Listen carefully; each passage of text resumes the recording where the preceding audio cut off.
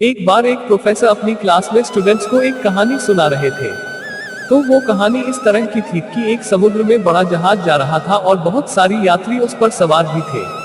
अचानक से एक एक्सीडेंट होता, एक दुर्घटना होती है और जहाज खराब हो जाता है। जहाज का कैप्टन ये अनाउंस करता है कि सारे यात्रियों को फटाफट से ये जहाज खाली करना होगा, क्योंकि यह डूबने वाला है। उद्धरण चिन्ह। वीडियो में आगे बढ़ने से पहले आप अगर हमारे चैनल पर नए आए हो तो हमारे चैनल को सब्सक्राइब जरूर कर लीजिएगा और वीडियो अच्छा लगे तो वीडियो को लाइक और अपने दोस्तों में शेयर जरूर कीजिएगा। फिर लाइफ बोट जो है उस पर सवार होने के लिए लोगों की भीड़ लग जाती है। हर एक चाहता है कि मुझे पहले सवार होने का मौका मिल जाए। लगभग सारे यात्री सेफली किनारे तक पहुंच भी जाते हैं।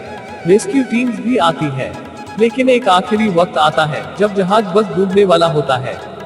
सिर्फ एक ही लाइफ बोट बची होती है, लेकिन जहाज पर 2 लोग थे। एक शादीशुदा जोड़ा था जो जहाज पर ही रह गया था। उन दोनों में से जो पति होता है वह अपनी बीवी को जोर से धक्का देता है जहाज की तरफ और खुद कूदकर लाइफ बोट पर बैठ जाता है और किनारे की तरफ जब जा रहा होता है, जब जहाज डूब रहा होता है जिस पर वह पत्नी खड़ी होती है, वह चिल्लाती और कहती है अपने पति से कुछ। तो प्रोफेसर ने अपनी कहानी बीच में रोक करके बच्चों से पूछा कि क्या लगता है क्या कहा होगा।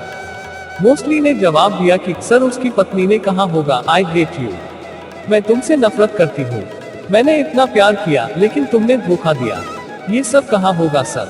हो सकता है कहा हो कि तुम बड़े सेल्फिश हो, मतलबी निकले हुए हो। एक बच्चा चुपचाप होकर बैठा था तो उसको प्रोफेसर ने पूछा कि आप बताओ क्या कहा होगा उस पत्नी ने अपने पति को। उद्धरण चिन्ह। उस बच्चे ने कहा कि हो सकता है पत्नी ने अपने पति से कहा हो कि हमारी बच्चों का ख्याल रखना। प्रोफेसर चौंक गए और कहा सही जवाब है, लेकिन तुम्हें कैसे पता, तुमने कहानी सुन रखी थी क्या। उद्धरण चिन्ह। लड़के ने कहा नहीं सर, मैंने कहानी नहीं सुनी रखी थी। मेरी बीमार माँ भी जब अपने जीवन के आखिरी सांस ले रही थी तो मेरे पिता से यही कहा था कि हमारे बच्चे का ख्याल रखना।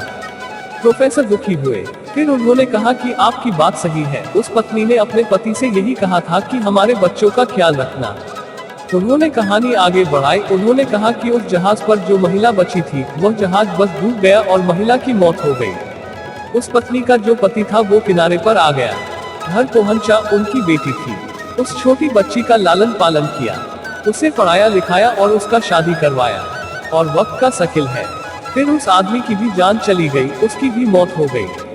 जो बेटी थी वह एक दिन अपने घर पर मायके में आई हुई थी और घर की साफ सफाई कर रही थी और सामान सारा देख रही थी।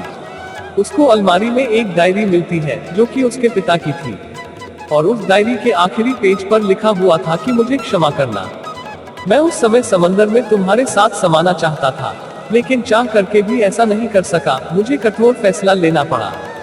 हमारी संतान को पालना पोषण जरूरी था, इसलिए मैंने तुम्हें वहीं छोड़कर के खुद की जान बचाना मुनासिब समझा।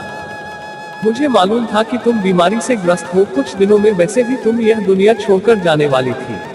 ऐसे में मुझे यह कठोर फैसला लेना पड़ा, वरना मेरा यकीन मानो मैं तुम्हारे साथ समंदर में उस पल समा जाना चाहता था। तुम्हारे बिना मेरे जिंदगी का कोई मतलब नहीं है। उद्धरण चिन्ह। वो बच्ची जब ये पढ़ रही थी तो रोती चली जा रही थी। कहीं ना कहीं उसके मन में ये चलता था कि पिता ने माँ को वहाँ अकेले क्यों छोड़ दिया, लेकिन उसे समझ में आया कि पिता ने ऐसा फैसला क्यों किया था। इस जीवन में बहुत सारी बातें सही गलत से ऊपर है। बहुत सारी बातें बहुत कॉम्प्लेक्स होते हैं, बहुत जटिल होती है, जिन्हें समझ पाना बड़ा मुश्किल होता है हमारे लिए। और हम में से काफी लोग बस तुरंत रिएक्ट कर देते हैं, बात बोल देते हैं, सोचते नहीं, विचार नहीं करते, इमीडिएटली रिएक्शन देते हैं। आप ऐसे करते रहेंगे तो लोगों को खोते रहेंगे। प्रतिक्रिया देना बंद कीजिए, लोगों को जज करना बंद कीजिए, लोगों से प्यार करना, मोहब्बत करना शुरू कीजिए। एक बुजुर्ग ने कहा था कि मुझे चुप रहने पर कभी अफसोस नहीं हुआ, हमेशा बोलने पर अफसोस हुआ है। इसीलिए हमको हमेशा सोच समझकर ही रिएक्ट करना चाहिए और बोलना चाहिए। तो आपको यह inspirational short story in Hindi कैसी लगी, मुझे कमेंट बॉक्स में जरूर बताइए। वीडियो को लास्ट तक देखने के लिए शुक्रिया। अगर हमारा यह स्टोरी आप लोगों को अच्छा लगा हो तो हमारे चैनल को सब्सक्राइब जरूर कीजिएगा इसी तरह के वीडियो देखने के लिए और कमेंट करके भी बताइएगा कि यह स्टोरी वीडियो आप लोगों को कैसी लगी। शुक्रिया।